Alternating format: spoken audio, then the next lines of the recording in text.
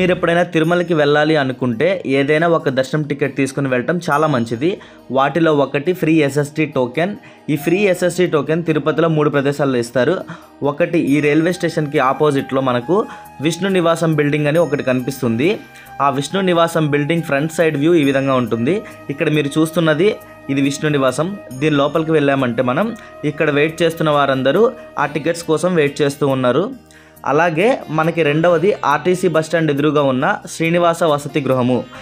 ఈ శ్రీనివాస వసతి గృహంలో కూడా మనకి ఎస్ఎస్టీ టికెట్స్ అనేవి ఇస్తారు. అండ్ నెక్స్ట్ వచ్చేసి బాలాజీ బస్టాండ్ అనమాట. ఇది అలిపిరి మెట్ల మార్గం దగ్గరలో ఉంటుంది. ఈ బాలాజీ బస్టాండ్లో కూడా ఈ ఎస్ఎస్టీ టోకెన్స్ అనేవి ఇస్తారు.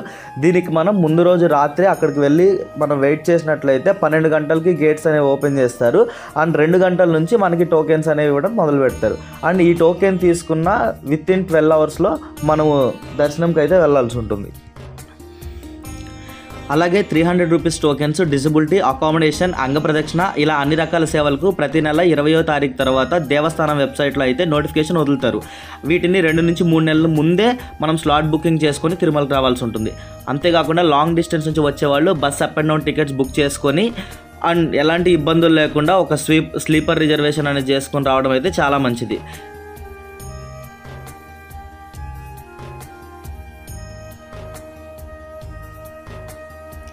ఫ్రెండ్స్, ఇప్పుడు మనం అలిపిరి నడక మార్గానికి అయితే చేరుకున్నాము. ఇక్కడ కనిపిస్తున్న ఈ ఆర్చి లోపల నుంచి లోపలికి వెళ్ళామంటే అలిపిరి ఘాట్ రోడ్ అనేది మొదలవుతుంది.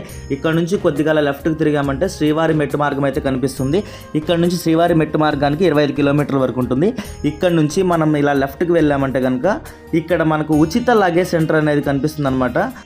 సో మనం మెట్ల పైన నడుచుకుంటూ వెళ్ళేటప్పుడు లగేజ్ మోసుకొని వెళ్ళాలంటే ప్రతి ఒక్కళ్ళు కూడా చాలా కష్టంగా ఉంటుంది. సో ఈ లగేజ్ మొత్తం కనుక మనం ఇక్కడ ఇచ్చేస్తే వాళ్ళు మనకు టోకెన్ అయితే ఇస్తారనమాట. మనం నడుచుకుంటూ పైకి వెళ్ళేలోపు మన లగేజ్ మొత్తం పైకి వెళ్ళిపోతుంది. సో పైకి వెళ్ళిన తర్వాత లగేజ్ ఎక్కడ తీసుకోవాలనేది నేను మీకు పైకి వెళ్ళిన తర్వాత చూపిస్తాను. మనం తిరుపతి నుంచి తిరుమల చేరుకోవడానికి అయితే మెయిన్గా ఒక 3 వేస్ అనేవి మనకైతే అవైలబిలిటీ ఉంటాయి అనమాట. దాంట్లో ఒకటి వచ్చేసి అలిపిరి మెట్ల మార్గం, రెండోది వచ్చేసి ఘాట్ రోడ్ అండ్ మూడోది వచ్చేసి శ్రీవారి మెట్టు మార్గం. ఈ శ్రీవారి మెట్టు మార్గం వచ్చేసి మొత్తం 2388 మెట్లు ఉంటాయి అనమాట. టోటల్ వచ్చేసి 2.1 కిలోమీటర్స్ మాత్రమే. 2 నుంచి 3 అవర్స్ లోపు మనం రీచ్ అయిపోవచ్చు. నెక్స్ట్ వచ్చేసి బస్ వే అనమాట ఘాట్ రోడ్లో. ఇది అప్రాక్సిమేట్లీ మనకు ఒక 40 మినిట్స్ అయితే జర్నీ అవుతుంది. థర్డ్ వన్ వచ్చేసి ఈ అలిపిరి మెట్ల మార్గం అనమాట. టోటల్ వచ్చేసి మీకు 3550 మెట్లు అయితే ఉంటాయి. అండ్ 12 కిలోమీటర్స్ ఆఫ్ జర్నీ ఉంటుంది. మీకు సుమారుగా ఒక 4 నుంచి 5 గంటల సమయం అయితే పడుతుంది. సో అలిపిరిలో ఇదే అనమాట ఫస్ట్ మెట్. ఈ ఫస్ట్ మెట్ దగ్గర ప్రతి ఒక్కరు కూడా కొబ్బరికాయలు కొట్టి కర్పూరం వెలిగించి దండం పెట్టుకొని అయితే జర్నీ అనేది స్టార్ట్ అవుతారు. అండ్ దారిలో వెళ్తూ దారిలో ఉండే ప్రతి ఒక్క టెంపుల్ గురించి అండ్ ఎవ్రీథింగ్ మనం ఎక్స్ప్లెయిన్ చేసుకుంటూ ముందుకైతే వెళ్దాము. సో మనం వెళ్ళగానే ఎదురుగా ఒక పెద్ద గాలిగోపురం కనిపిస్తుంది కదా, ఆ గాలిగోపురం ఫస్ట్ గాలిగోపురం అనమాట. అండ్ ఇక్కడ ప్రతి ఒక్కళ్ళు కూడా ఏంటంటే వాళ్ళు మొక్కుకున్న మొక్కులన్నీ తీరిన తర్వాత ఇలా ప్రతి ఒక్క మెట్టుకి పసుపు కుంకం పెట్టి కర్పూరం వెలిగించి వాళ్ళ భక్తిని అయితే చూపిస్తూ ఉంటారు. అండ్ నెక్స్ట్ వచ్చేసి మనం ఇలా కొంచెం ముందుకెళ్తే ఇక్కడ కొబ్బరికాయలు కొట్టే ప్లేస్ అనేది ఒకటి కనిపిస్తుంది. ఇక్కడ కూడా కొబ్బరికాయలు కొడతారు కొంతమంది. అండ్ ఇక్కడ మనం ఒక సాష్టాంగ నమస్కారం చేసి ముందుకు వెళ్ళాలన్నట్టు ఇక్కడ మనకు ఒక రాతి విగ్రహం అయితే కనిపిస్తుంది అనమాట. ప్రతి ఒక్కరు ఇక్కడ ఇలా సాష్టాంగ నమస్కారం చేసి వాళ్ళ జర్నీని అయితే స్టార్ట్ చేస్తారు. ఫ్రెండ్స్, మనం ఇప్పుడు అలిపిరి నాటక మార్గంలో ఫస్ట్ రాజగోపురం అయితే మనం చేరుకున్నాము. ఈ రాజగోపురం వచ్చేసి 1456 నుంచి 1489 సంవత్సరం వరకు పరిపాలించిన సాలువ నరసింహరాయలు గారు అనేవారు నిర్మించారు. అండ్ తర్వాత పిడుగుబడి 1982లో ధ్వంసం అయిపోతే తర్వాత టీటీడీ వాళ్ళే మళ్ళీ దీన్ని రీకన్స్ట్రక్షన్ చేశారనమాట.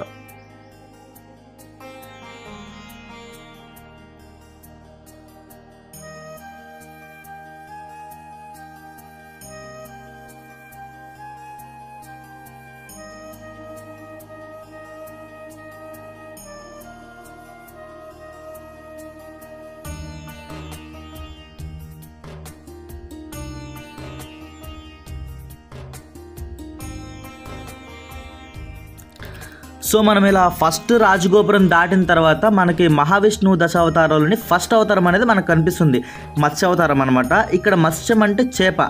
ఈ అవతారంలో విష్ణువు 2 పనులు చేసినట్టు పురాణాలు చెప్తున్నాయి. ఒకటి ప్రళయకాలంలో జీవరాశులను నదులు దాచించడం, నెక్స్ట్ వచ్చేసి వేదాలను కాపాడడం అనేవి చేసినట్టు మన పురాణాలు అయితే చెప్తున్నాయి. ఇలా కొంచెం ముందుకు వస్తే ఇక్కడ చెకింగ్ పాయింట్ అనేది ఒకటి ఉంటుంది అనమాట. మనం బ్యాగ్లో లైక్ లిక్విడ్స్ మీన్స్ లిక్కర్ కానీ ఏదైనా గుట్కా ఎలాంటివైనా తీసుకెళ్తే మాత్రం అసలు ఊరుకోరు అనమాట. నిర్దాక్షిణ్యం తీసుకెళ్ళి లోపల పడేస్తారు. సో కొంచెం అలా ముందుకు వస్తే మనకు 45 స్టెప్ దగ్గర వచ్చేసి ఒక పెద్ద కొండరాయిలాగా కనిపిస్తుంది అనమాట. దీన్ని తల ఏరుగుండు అని చెప్పని అంటారు. అండ్ ఇక్కడ మనం అంజలి ఘటిస్తున్న ఆంజనేయ స్వామిని అయితే మనం చూడొచ్చు. అండ్ నెక్స్ట్ వచ్చేసి ఈ కొండకి ఇలా పాదాలు ఆనిచ్చి వెళ్తే కనుక మనకి ఆ కాళ్ళ నొప్పులు అనేవి రావని చెప్పి నమ్ముతారు. అండ్ ఇలా ఆనిచ్చి అక్కడ కొన్ని మోకాలు ముద్రలు కూడా పడినాయి, అవి మీరైతే చూడొచ్చు.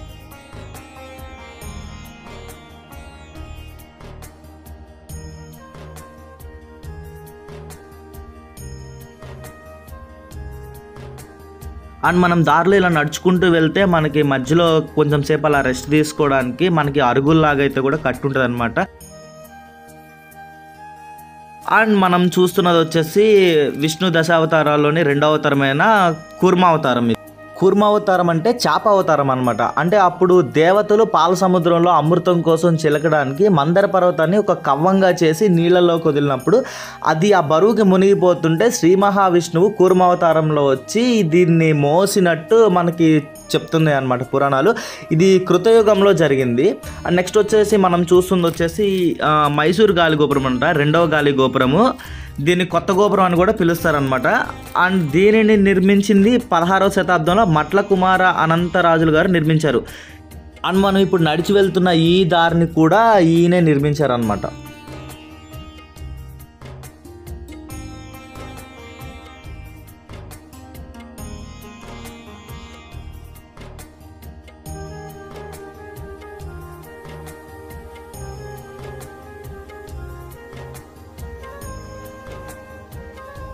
అండ్ మనం అలా కొంచెం ముందుకెళ్తే కనుక మనకి లెఫ్ట్ సైడ్ ఒక టెంపుల్ ఉంటుంది అనమాట, గజేంద్ర మోక్షం అని ఉంటుంది.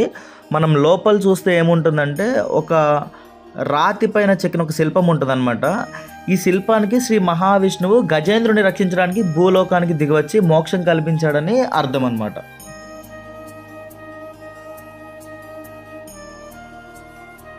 అండ్ మనం సక్సెస్ఫుల్గా 550 స్టెప్ వరకు అయితే చేరుకున్నాము. అండ్ మీకు ఒక చిన్న సజెషన్ అనమాట, ఎవరైతే ఈ అలిపిరి మార్గం ద్వారా తిరుమలకి వెళ్ళాలనుకుంటున్నారో వారు ఎక్కువ లిక్విడ్స్ తీసుకోవడానికి ట్రై చేయండి. లైక్ ఏంటంటే గ్లూకోజ్ వాటర్ కానీ లేకపోతే కోకోనట్ వాటర్ కానీ క్యారీ చేయండి. ఖచ్చితంగా వాటర్ బాటిల్ పెట్టుకోండి. దారి పొడుగుతా మీకు లైన్గా ఇదిగోండి ఇలా షాప్స్ అనేవి ఉంటాయి అనమాట. లిక్విడ్స్ దొరుకుతాయి అండ్ స్నాక్స్ ఎవ్రీథింగ్ దొరుకుతాయి. చక్కగా చిన్నపిల్లలతో కూడా మీరు ఒక మంచి ఎక్స్పీరియన్స్ని చేస్తూ మీరు ఈ జర్నీ అయితే చేయొచ్చు. అండ్ మనం ఇలా 700 స్టెప్ దగ్గరకు వస్తే కనుక మనకి దశావతారాల్లో 3వ అవతారమైన వరాహ అవతారం అని కనిపిస్తుంది. వరాహ అవతారం అనగా పంది రూపం అనమాట. హిరణ్యాక్షకుడిని చంపి భూమిని ఉద్ధరించి వేదాలను కాపాడినందుకు గాను దీన్ని ఒక గొప్ప అవతారంగా చెప్పుకుంటారు.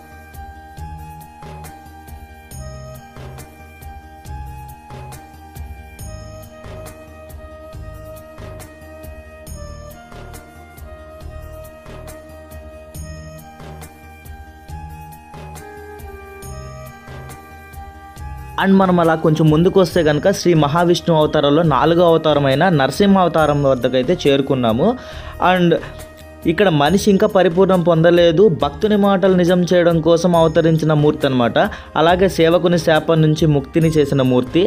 అండ్ అలాగే హిరణ్యకశిపుడిని చంపి తన భక్తుడైన ప్రహ్లాదుని కాపాడడానికి శ్రీ మహావిష్ణుమూర్తి నరసింహ అవతారంలో భూమి మీదకి వచ్చినట్టు మన పురాణాలు కూడా చెప్తున్నాయి. అక్కడ నుంచి కొంచెం ముందుకు నడుచుకుంటూ వస్తే మనకి లెఫ్ట్ సైడ్లో శ్రీ మహావిష్ణు అవతారాల్లో 5వ అవతారమైన వామన అవతారం కనిపిస్తుంది అనమాట. ఈ వామన అవతారంలో బలిచక్రవర్తిని ఒక 3 అడుగుల నేల అనేది అడుగుతాడనమాట.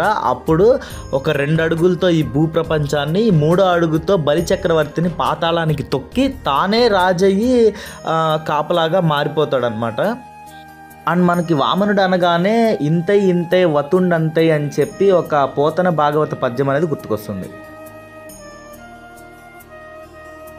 అండ్ ఇప్పుడు మనకు కనిపించే గాలిగోపురం వచ్చేసి 3వ గాలిగోపురం అనమాట. ఉన్న అన్ని గాలిగోపురంలో దీన్ని అగ్ర గాలిగోపురంగా కొలుస్తారు. అండ్ దీనిపైన మనకి శంకుచక్ర నామాలు అనేవి కనిపిస్తూ ఉంటాయి. మనం కింద నుంచి చూసినప్పుడు మనకు కనిపించే నామాలు కూడా ఇవే.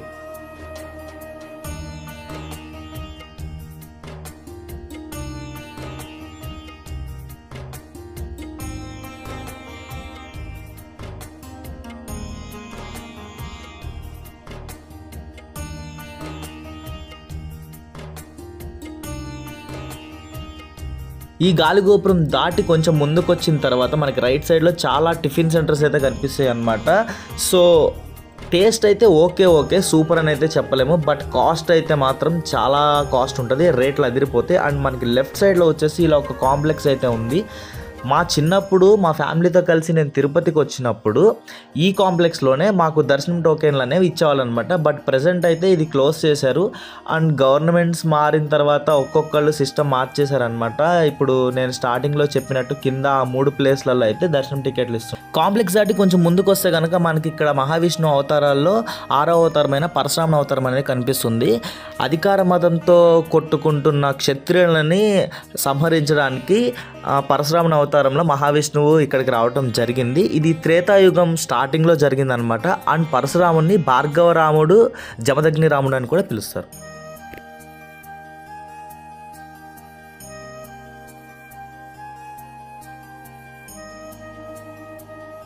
అండ్ ఈ పరశురాముని అవతారం దాటి మనం కొంచెం ముందుకు వస్తే మనకి లెఫ్ట్ సైడ్లో మహావిష్ణు అవతారాల్లో 7వ అవతారమైన శ్రీ రామావతారం అనేది కనిపిస్తుంది.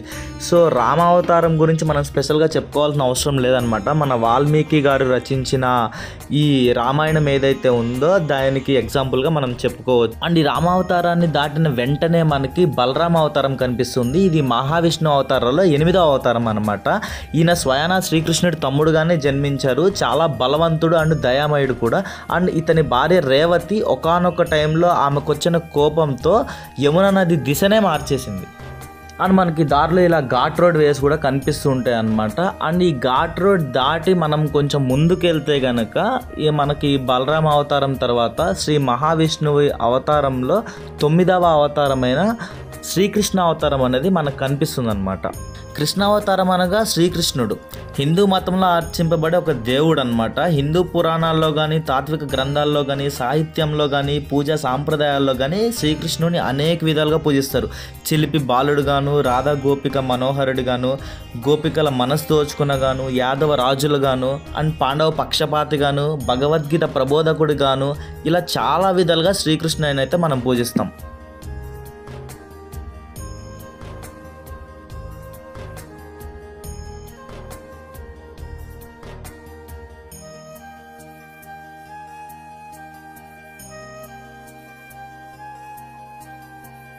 ఆల్మోస్ట్ ఆంజనేయ స్వామి విగ్రహం దగ్గరకు అయితే చేరుకున్నాము. అండ్ ఇక్కడ మనకి లెఫ్ట్లో వచ్చేసి శ్రీ విష్ణువు అవతారాల్లో లాస్ట్ అవతారమైన కల్కి అవతారం దగ్గరకు అయితే చేరుకున్నాము. ఈయన శంబల్ అనే గ్రామంలో విష్ణు యశస్వి అనే బ్రాహ్మణ్ ఇంట్లో జన్మించారనమాట. ఈయన ఖడ్గం ధరించి తెల్లగుర్రం పైన స్వారీ చేస్తూ దోపిడీ దొంగలుగా మారిన అందరు నాయకుల్ని చంపేస్తూ తిరిగి సత్యయుగమని భూమిపైన స్థాపిస్తారు.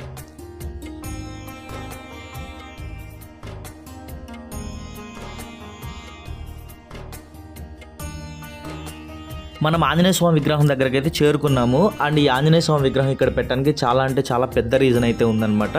1979వ సంవత్సరంలో ఒక అమ్మాయిని రేప్ చేసి దారుణంగా చంపేసి ఇక్కడ పడేసి వెళ్ళిపోతారనమాట. ఎంతో పవిత్రమైన తిరుమల తిరుపతి దేవస్థాన సన్నిధి సమీపంలో ఇది జరగడం అనేది చాలా బాధాకరమైన విషయము. అండ్ అప్పుడు టీటీడీ చైర్మన్గా ఉన్న పివిఆర్కే ప్రసాద్ గారు అయితే ప్రతిరోజు తిరుపతి నుంచి తిరుమలకి అప్ అండ్ డౌన్ చేసేవాళ్ళు. కరెక్ట్గా ఈ ప్లేస్కి వచ్చేసరికి ఆయనకి ఏదో ఒక తెలియని బాధ అనిపించేది.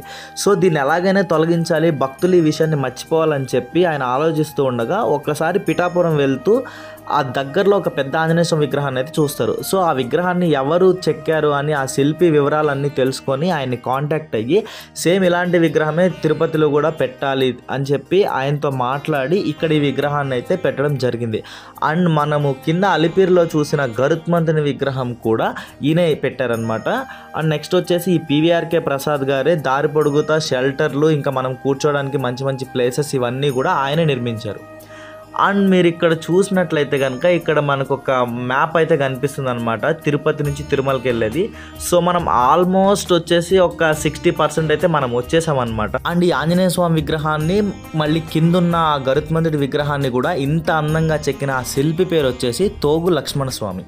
అండ్ పక్కనే ఇక్కడ ఫారెస్ట్ మ్యూజియం కూడా ఒకటి ఉంది. యాక్చువల్గా ఏంటంటే మాకు దర్శనం టైం అయిపోయింది, అంటే లాక్ చేసుకుంటూ పైకి నడుస్తున్నాం కాబట్టి మాకు టైం లేదు. సో మీరైతే కనుక ఖచ్చితంగా ఆ ఫారెస్ట్లో కూడా చూసి ఏముందో కింద కామెంట్స్లో అయితే నాకు చెప్పండి.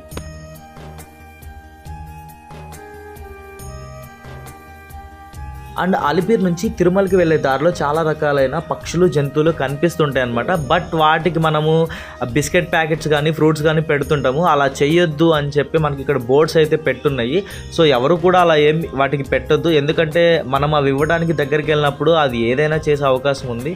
సో దూరంగా నుంచొని ఫొటోస్ అవి తీసుకోండి. అండ్ ఈ జర్నీని మీరు చాలా హెల్తీగా చాలా ఎంజాయ్ చేస్తూ ఎక్స్పీరియన్స్ చేయండి. అండ్ ఈ జింకల్ పార్క్ కూడా దాటి ఇంకొంచెం ముందుకెళ్ళామంటే మనకి లక్ష్మీనరసింహస్వామి టెంపుల్ వస్తుందన్నమాట. మంచిగా టెంపుల్లో దర్శనం అయితే చేసుకోండి. అండ్ ఇక్కడ నుంచి మనం ఒక 2 కిలోమీటర్స్ అయితే ఘాట్ రోడ్లో నడవాల్సి ఉంటుంది. అండ్ ఈ ఘాట్ రోడ్స్లో నడిచేటప్పుడు కనుక లిటరల్లీ ఆ రైట్ సైడ్లో ఒక 500-600 అడుగులు లోతున్న లోయలు ఉంటాయి. లెఫ్ట్ సైడ్లో వచ్చేసి ఎత్తైన కొండలు ఉంటాయి. అండ్ మీరు వర్షాకాలంలో వస్తే కనుక ఈ కొండల మీద నుంచి ఆ వాటర్ అలా పడుతూ వాటర్ ఫాల్స్ లాగా చూడడానికి అయితే చాలా అంటే చాలా బ్యూటిఫుల్గా ఉంటుంది.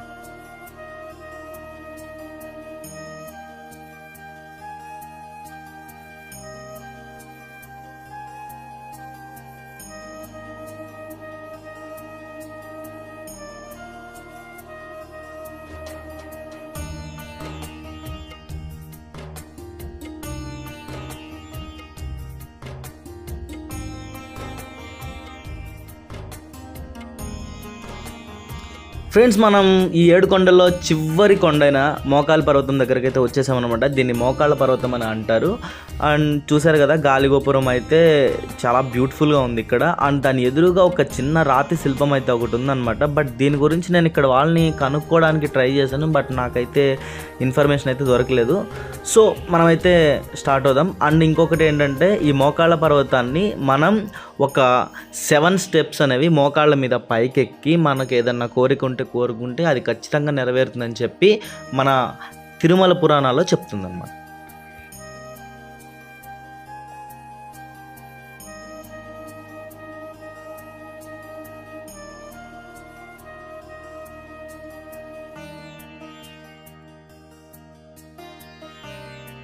అండ్ ఫ్రెండ్స్, మనం ఫైనల్గా 7 కొండలు అయితే ఎక్కేసాము. And this is the last step అనమాట. ప్రతి ఒక్కళ్ళు ఇక్కడ కొబ్బరికాయ కొట్టి కర్పూరం వెలిగించి వాళ్ళు కొండపైకి వెళ్తారు. అండ్ మనకు వచ్చేసి ఈ 7 కొండలు ఎక్కడానికి అప్రాక్సిమేట్లీ నాకైతే మొత్తం వీడియోస్ చేసుకొని రావడానికి 5 hours అయితే పట్టింది. అండ్ ఇక్కడ చిన్న వాటర్ ఫాల్స్ లాగా కూడా ఒకటి ఉంటుంది అనమాట స్టార్టింగ్లో.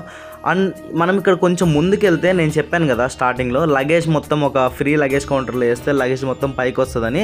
సో అదొచ్చేసి ఇదేనమాట. సో మనకు అక్కడ ఒక టోకెన్ ఇస్తారని చెప్పాను కదా, ఆ టోకెన్ తీసుకెళ్ళి అక్కడ ఉన్న కౌంటర్లు ఇవ్వాలన్నమాట. మనకి ఇచ్చిన టోకెన్ మీద కౌంటర్ నెంబర్ ఉంటుంది. మనం ఆ నెంబర్ దగ్గరికి వెళ్ళి ఇస్తే మన లగేజ్ అనేది మనకి ఇచ్చేస్తారు. సో ఫ్రెండ్స్, ఈ యాంటీ వీక్లీ మీకు చెప్పదలుచుకుంది ఏంటంటే, 24 గంటలు తిని ఇంట్లో పడుకోవడం కాదు, లుంగి లెగ్గట్టుకుని అరుగుల మీద కూర్చోవడం కాదు ఫ్రెండ్స్. తిరగండి, బయటకు వచ్చి ఎక్స్ప్లోర్ చేయండి. వరల్డ్ ట్రిప్లు అయితే మనం వేయలేం, కానీ మనకు దగ్గరలో ఉన్న పుణ్యక్షేత్రాలు కానీ ఏదైనా టూరిజం ప్లేస్ కానీ తిరగండి. మనకు ఒక 60-70 సంవత్సరాలు వచ్చిన తర్వాత వెనక్కి తిరిగి చూసుకుంటే 24 గంటలు తిని పడుకున్న రోజులే ఉంటాయి. లేదంటే గొడ్డు చాకరీ ఆఫీసులలో వాళ్ళ డ్యూటీస్లో గొడ్డు చాకరీ చేసిన రోజులే కనిపిస్తుంది అనమాట. సో ఇట్లా మీరు కనుక ఏదైనా ట్రిప్స్ అవి ప్లాన్ చేసుకొని వెళ్తే మీకు మంచి మెమరీస్గా ఉంటాయి. అండ్ ద బెస్ట్ ఎక్స్పీరియన్స్ కూడా మీరు చేయొచ్చు. అండ్ ఇంకొక వీడియోతో మళ్ళీ మీ ముందుకు వస్తాను. It's your anti weekly. జై హింద్.